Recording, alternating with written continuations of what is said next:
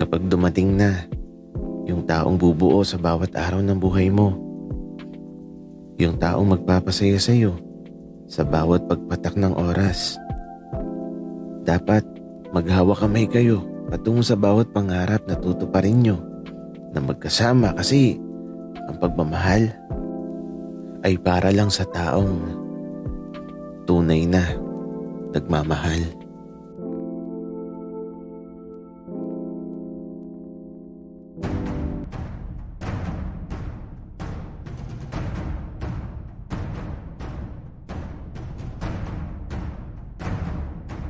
Kaibigan, huwag mong kalimutan mag-subscribe sa aming channel at huwag din kalimutan i-click ang notification bell at subscribe button. Subscribe na!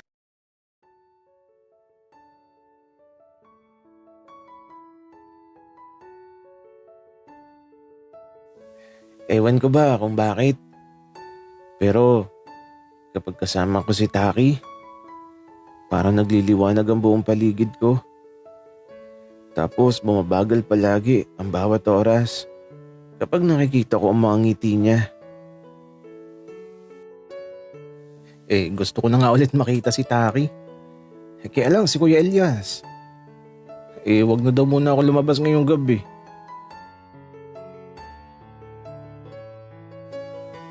Kairo,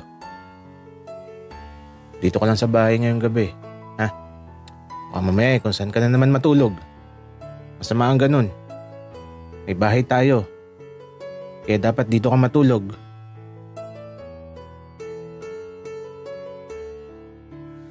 Kuya Elias, sorry na.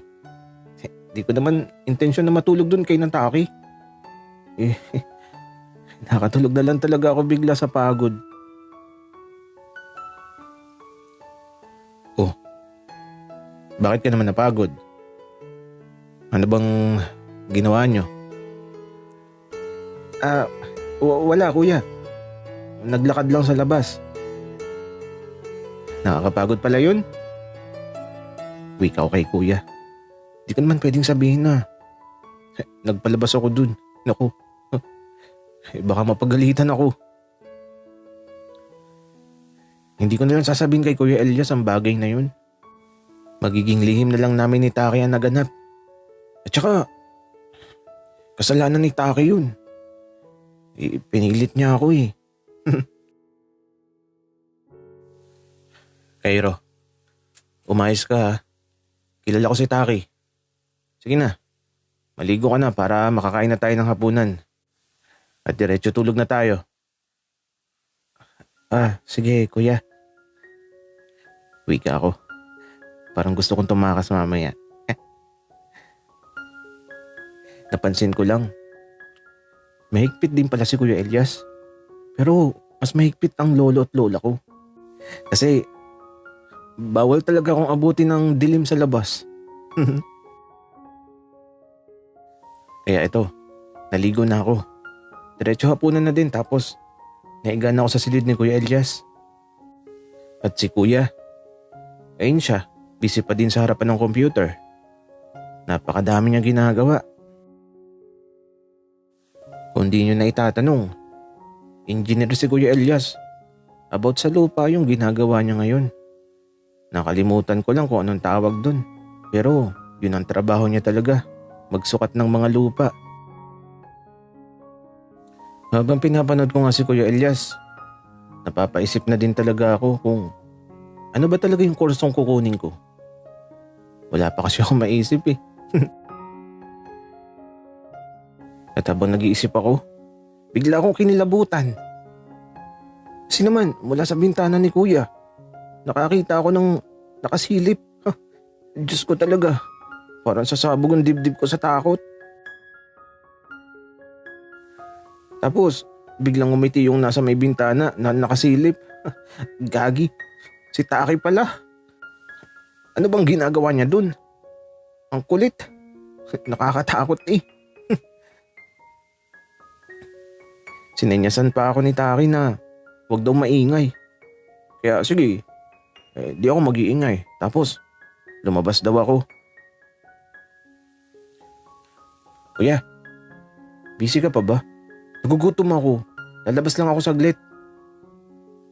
Sige lang, bunso. Babalik ka agad ah. Pasensya ka na, busy pa ako. Kailangan ko pang matapos yung ginagawa ko. Sige kuya, tapusin mo na muna yan. Mabalik din ako kaagad. Wika ko naman tapos eto. Bago ko umalis niyakap ko muna si kuya. Kunwari, sweet ako. At paglabas ko nakaabang na sa may pintuan si Taki. Yan naman, ewan ko ba. Naging masaya na lang ako bigla nung makita ko ang mga ngiti niya.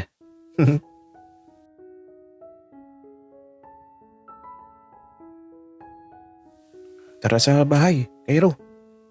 Doon ka na matulog. Pero Taki, hanapin ako ni Kuya Elias. Baka mapagalitan ako. Di, saglit lang tayo, Cairo. Uwi ka na din pagkatapos. Ha? Pagkatapos ng Taki. Cairo, alam mo na yun? Tara na. Bibilisan lang natin. At eto, di na ako nagtanong. Alam ko na kasi ang gagawin namin. Ganun ulit. Buti na lang at crush ko si Taki. Kaya sige lang, sasama ako. Kahit mapagalitan ako ni Kuya. Kaya naman, pagkalabas ng bahay, diretso na kami kaagad sa bahay nila Taki. Diretso sa silid niya tapos pagkapasok namin. Hala, grabe naman si Taki. Tinanggal na niya kagad lahat ng suot niya. Tapos, nahiga na kagad sa kama. Ako naman, kunwari, di alam ang gagawin. Kunwari natatakot. Pero ang totoo, masayang masaya ako sa nakikita ko. Ikaw ba naman ang magkaroon ng ganitong crush? Parang palay si Taki. Ako naman ang manok na handa na siyang tukain.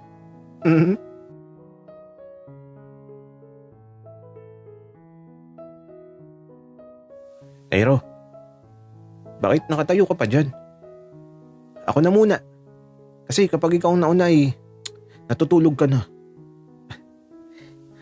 Sorry, Taki, pero paano ba? Ikaw nang bahala, Cairo. Gawin mo na lang ang gusto mo. Tsaka, secret lang natin to ha. Huwag mong ikukwento sa kuya mo. Baka pagalitan tayo. Oo naman, Taki. Secret lang natin to, pero teka lang. Pwede bang patayin natin ang ilaw? Bakit, Cairo? Nahihiya ka pa ba? Hayaan mo ng buhay para nakikita kita. Baka mamaya kapag madilim isubo mo bigla. Gagi. Bakit ko naman susubo yan, Taki? Cairo, alam mo, parang gusto kong isubo mo. Taki, ayoko. Sira ka ba?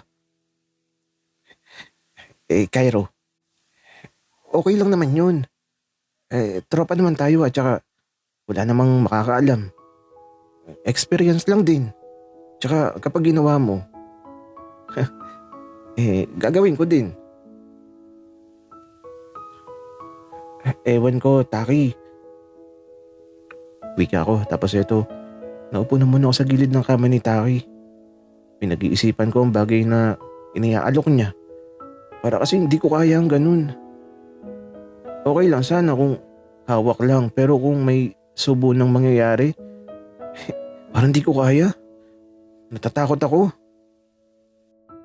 At habang nakaupo, kinuha na ni Taki ang kamay ko. At inilagay na niya sa galit na galit yung pagkalalaki.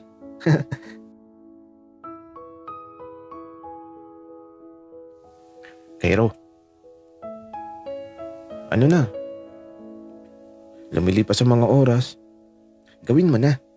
Huwag ka matakot kasi wala namang makakaalam. Ako lang at ikaw. Napatingin tuloy ako kay Taki. Nakangiti siya na tila ba gusto talagang mangyari ang nasa isipan niya. At mula sa kanyang mga ngiti, napapangiti na lang din talaga ako. Siguro, gagawin ko na. Crush ko naman eh. At Taki, payag na ako. Pika ako. Kaya naman, huminga muna ako ng malalim. At bago ko gawin ang gusto ni Taki, nagulat ako sa ginawa niya kasi naman, hinalikan niya bigla ang labi ko. Hindi ko inasahan yun. Pero ang halik na yun, parang tila ba nagbukas ng pintuan sa puso ko. Kumbaga, nawala bigla yung crush na nararamdaman ko. Parang nagbago bigla.